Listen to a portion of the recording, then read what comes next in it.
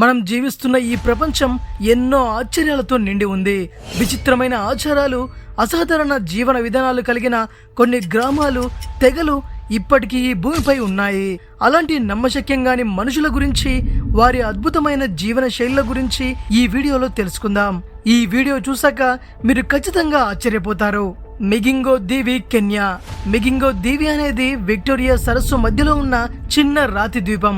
Kenya ప్రధాన భూభాగం నుండి స్పీడ్ బోట్ లో దాదాపు 2 గంటల ప్రయాణం చేస్తే ఇక్కడికి చేరుకోవచ్చు. కేవలం 1/2 ఎకరం విస్తీర్ణం మాత్రమే ఉన్న ఈ ప్రాంతంలో సుమారు 500 మంది ప్రజలు ఇనుప షీట్లతో నిర్మించిన చిన్న ఇళ్లలో కిక్కిరిసి నివసిస్తారు. ఇక్కడ చెట్లు లేవు, వ్యవసాయ భూమి లేదు, తాగడానికి స్వచ్ఛమైన నీరు కూడా లేదు. అయినప్పటికీ ఇది ప్రపంచంలో అత్యధిక జనసాంద్రత కలిగిన దీవుల్లో ఒకటిగా గుర్తింపు పొందింది. తాగునీటిని ప్రతిరోజు బోట్ల ద్వారా భారీ ఖర్చుతో తీసుకువస్తారు. ఒక్కొక్కరు నివసించే ప్లేస్ కూడా చాలా తక్కువ. 2009లో ఈ చిన్న దీవి కెన్యా మరియు ఉగండా దేశాల మధ్య పెద్ద వివాదానికి కారణమైంది. కారణం, ఈ దివి చుట్టూ ఉన్న నీటిలో అత్యంత విలువైన నైల్ పర్చ్ చేపలు విరివిగా లభిస్తాయి. వాటి ద్వారా భారీ ఆదాయం వస్తుంది. ఈ సంపదే ఈ వివాదానికి మూలం. అయినప్పటికీ అన్ని కష్టాలను ఎదుర్కొంటూ మిగింగో ప్రజలు ఇప్పటికీ ఇక్కడే జీవిస్తున్నారు. Santa Cruz del Islote, Colombia. Colombia తీరానికి సమీపంలో ఉన్న శాంటా క్రూజ్ డెల్ ఇస్లోటే ప్రపంచంలోనే అత్యంత రద్దీగా ఉండే ప్రదేశాల్లో ఒకటి. మనుషులు నిర్మించిన ఈ చిన్న దీవి 3 ఎకరాల కంటే తక్కువ విస్తీర్ణం కలిగి ఉన్నప్పటికీ దాదాపు 800 మంది ఇక్కడ నివసిస్తున్నారు. ఇక్కడ కార్లు లేవు, విశాలమైన రోడ్లు లేవు, తాగడానికి నీరు కూడా లేదు. ప్రతి చుక్క నీటిని బోట్ల ద్వారా తీసుకువస్తారు. గోప్యత అనేది దాదాపు ఉండదు. ప్రజలు తమ గోడలు, పైకప్పులు, జీవన విధానం అన్నింటినీ పరస్పరం పంచుకుంటూ జీవిస్తారు. ఒక పాఠశాల, చిన్న ఆరోగ్య కేంద్రం, చిన్న ఆట స్థలం మాత్రమే ఉన్నాయి. అయినప్పటికీ ఇక్కడ నేరాలు చాలా అరుదుగా జరుగుతుంటాయి. తానా టొరాజా, ఇండోనేషియా. ఇండోనేషియాలోని సులవేసి పర్వత ప్రాంతాల్లో ఉన్న తానా టొరాజా సముద్ర మట్టానికి దాదాపు 2600 నుండి 3300 అడుగుల ఎత్తులో ఉంది. కానీ ఈ ప్రాంతం ప్రసిద్ధి చెందింది దాని ఎత్తు వల్ల కాదు, మరణాన్ని చూసే వారి ప్రత్యేక దృక్పథం వల్ల. ఇక్కడ ఒక వ్యక్తి మరణించిన తర్వాత కూడా నెలల తరబడి, కొన్నిసార్లు సంవత్సరాల పాటు కూడా మృతదేహాన్ని ఇంట్లోనే ఉంచుతారు. వారిని చనిపోయిన వారిగా కాకుండా అనారోగ్యంతో ఉన్నవారిగా కుటుంబ సభ్యులు భావిస్తారు. అంత్యక్రియలు 3 నుంచి 7 రోజుల వరకు జరుగుతాయి. గౌరవ సూచకంగా అనేక గేదెలను బలిస్తారు.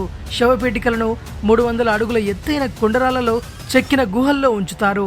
మరణించిన వారికి కాపులాగా టావ్ టావ్ అనే చెక్క బొమ్మలను ఏర్పాటు చేస్తారు. కొన్ని సమాధులు వందల సంవత్సరాలుగా తిరిగి ఉపయోగిస్తున్నారు. చిన్న పిల్లలను చెట్లలోనే సమాధి చేస్తారు. అంతేకాదు, మననే అనే ప్రత్యేక వేడుకలో మృతదేహాలను బయటకు తీసి శుభ్రపరిచి కొత్త బట్టలు తొడిగించి కుటుంబ సభ్యులతో కలిసి నిలబెడతారు. తానా టొరాజాలో మరణం ఒక ముగింపు కాదు, అది జీవితంలో భాగం. కయాన్ తెగ, మయన్మార్. మయన్మార్లోని కయాన్ తెగలో ఉన్న ఒక సాంప్రదాయం మానవ శరీర నిర్మాణాన్నే మార్చేస్తుంది. ఇక్కడ అమ్మాయిలకు 5 సంవత్సరాల వయసు నుంచే మెడకు కంచు ఉంగరాలు వేయడం ప్రారంభిస్తారు. వయస్సు పెరిగే కొద్దీ వాటి సంఖ్య కూడా పెరుగుతుంది. పెద్దయ్యే సమయానికి ఈ ఉంగరాల బరువు 3 నుంచి 4 కిలోల వరకు ఉంటుంది. ఈ ఉంగరాలు భుజ ఎముకలు మరియు పక్కటెముకలను కిందికి నెట్టడం వల్ల మెడ చాలా పొడవుగా ఉన్నట్టు కనిపిస్తుంది. నిద్రపోయేటప్పుడు లేదా స్నానం చేసేటప్పుడు కూడా వీటిని తీసివేయలేరు. వేల సంవత్సరాలుగా కొనసాగుతున్న ఈ సాంప్రదాయం వారికి గుర్తింపు, గౌరవం మరియు సహనానికి ప్రతీకగా భావిస్తారు. బజావ్, సముద్ర సంచారులు. ఆగ్నేయ ఆసియాలోని బజావ్ ప్రజలను సాధారణంగా సముద్ర సంచారులు అని పిలుస్తారు. వారి ఇల్లు పూర్తిగా సముద్రం మీద చెక్క స్తంభాలపై నిర్మించబడ్డాయి. నీటి మట్టానికి 10 నుంచి 30 అడుగుల ఎత్తులో ఉంటాయి. ఇళ్లను కలిపే మార్గాలు ఇరుకైన చెక్క వంతెనలు మాత్రమే. వారి జీవితంలో 60 నుంచి 70% సమయం సముద్రంలోనే గడుస్తుంది. ఆక్సిజన్ ట్యాంకులు లేకుండా ఒక్క శ్వాసతోనే 60 అడుగుల లోతు వరకు వెళ్లి నిమిషాల పాటు నీటిలో ఉండగలరు. ఇక్కడి పిల్లలు అక్షరాలు నేర్చుకునే ముందు ఈత నేర్చుకుంటారు. వంట, స్నానం, చేపల వేట, దాదాపు అన్ని పనులు సముద్రంపైనే జరుగుతాయి. శాస్త్రవేత్తలు వీరి ప్లీహం సాధారణ మనుషుల కంటే పెద్దదిగా ఉండటాన్ని గుర్తించారు. ఇది ఎక్కువసేపు శ్వాస నిలుపుకోవడంలో సహాయపడుతుంది. హడ్డా తెగ, టాంజానియా. టాంజానియాలోని హడ్డా తెగ ప్రజలు వేల సంవత్సరాల క్రితం మనుషులు ఎలా జీవించేవారో అదే విధంగా ఇప్పటికీ జీవిస్తున్నారు. ప్రపంచంలో మిగిలిన చివరి వేటగాళ్లలో వీరు ఒకరు.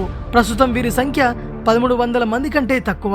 వ్యవసాయం, పశుపోషణ, స్థిర నివాసాలు లేకుండా అడవి జంతువులను వేటాడుతూ అడవి పండ్లు మరియు తేనె సేకరిస్తూ జీవిస్తుంటారు. 30 అడుగుల ఎత్తైన చెట్లను ఎక్కి తేనె సేకరిస్తారు. ప్రతి 4 నుంచి 6 వారాలకు ఒకసారి నివాస ప్రాంతాన్ని మార్చేస్తారు. ఇక్కడ ధనికుడు పేదవాడనే తేడా ఉండదు. నాయకులు లేరు, డబ్బు వ్యవస్థ కూడా లేదు. ఆహారాన్ని అందరూ కలిసి పంచుకుంటారు. అసారో మడ్మెన్, పపువా న్యూ గినివా. ప్రపంచంలో కొన్ని సాంప్రదాయాలను చూస్తే ఒళ్ళు గగుర్లు పొడుస్తుంది. అలాంటి వాటిలో పపువా న్యూ గినివాలోని అసారో మడ్మెన్ తెగ ఒకటి. వీరిని చాలా మంది స్కెలిటన్ ట్రైబ్ అని కూడా పిలుస్తారు. ప్రత్యేక వేడుకలు, పండుగల సమయంలో వీరు తమ శరీరమంతా బూడిద రంగు మట్టితో పూసుకుంటారు. తర్వాత నల్ల రంగుతో ఎముకల ఆకారాలను గీసుకుంటారు. దూరం నుంచి చూస్తే నిజంగానే అస్థిపంజరాలు నడుస్తూ వస్తున్నాయా అన్న అనుమానం కలుగుతుంది.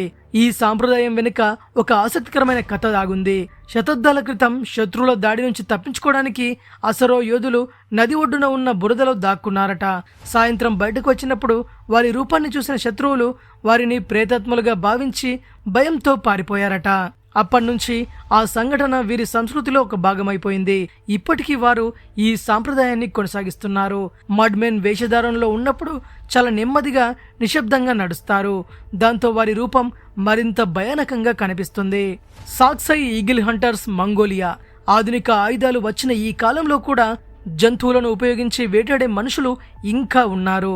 వారు మంగోలియాలోని సాక్సై ప్రాంతంలో నివసించే కజాక్ ఈగిల్ హంటర్స్. వీరు ఉపయోగించే గోల్డెన్ ఈగిల్స్ సాధారణ పక్షులు కావు.